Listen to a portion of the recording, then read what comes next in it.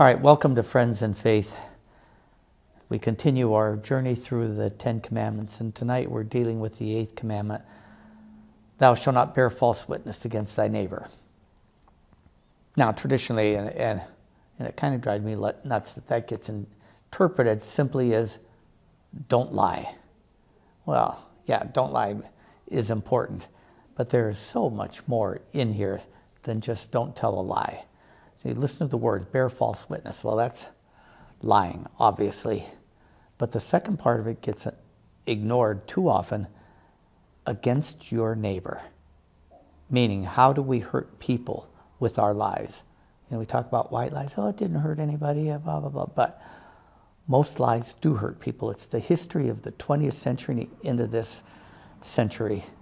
You know, the hundreds of millions of deaths in the 20th century with all the different wars and dictatorships and so many awful things. I mean, hundreds of millions of deaths in the 20th century based on lies. Politics depends on lies, and I feel bad saying that, but it is the truth. You have to get people to believe what they want you to believe, whether or not it's true, because the whole thing is about votes and power. But let's bring it to a personal level. And I've always been impressed that Mother Teresa said, if you want peace in the world, first make peace in your own family. Even before that, in your own heart, then in your family. And then that'll spread out. If everybody made peace in the family, then we'd have peace in the city. If peace in the city, we would have peace in the culture. Peace in the culture, it would spread to the world. It starts with me.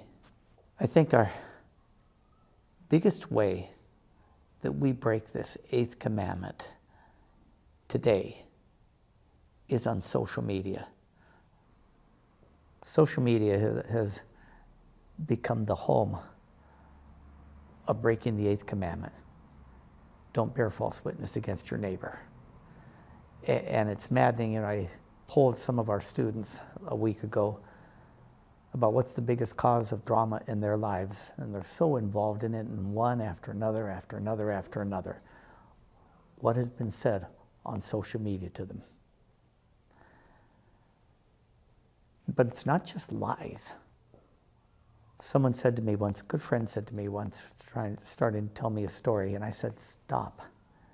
You know, what about the 8th commandment and gossiping? And she said, this isn't gossip because it's true. I said, well, if you think that, I know a lot of things about you that other people don't know. Since they're true, can I start telling them? He said, absolutely not. And of course not, because it would hurt you. Even the gossip and telling what we believe things to be true that will hurt other people violates that 8th commandment. You've got to be careful about that nonsense, because it's just so destructive. You know, and you want to see the effect of lies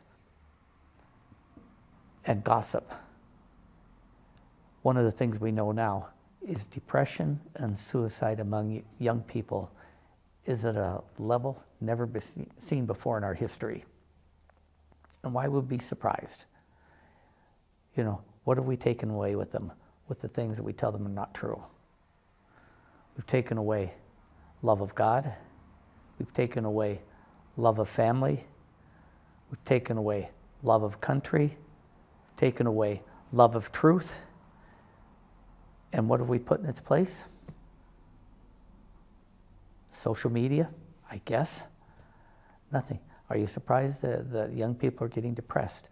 You take all the goodness out of life and replace it with essentially nothing.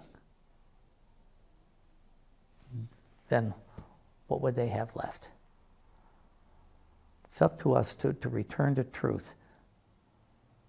You know, I was impressed when Mike did a retreat with young adults and had them ask the question, what does the young adults really want? And they thought they had a half hour to prepare for it. They came back in a couple of minutes and said, please, just tell us what's right and what's wrong. And that comes down to the rest of us finally being clear among ourselves what's right and what's wrong, and standing for truth, and stopping the nonsense about lies and presenting lies and so forth, and using them in our own lives to make life easier for us, to try to avoid issues. I can just tell a lie.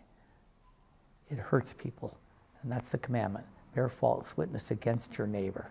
In one way or another, all of it is against our neighbor, because whether it hurts us individually or hurts us as a culture, it hurts. Time to stop it. Amen.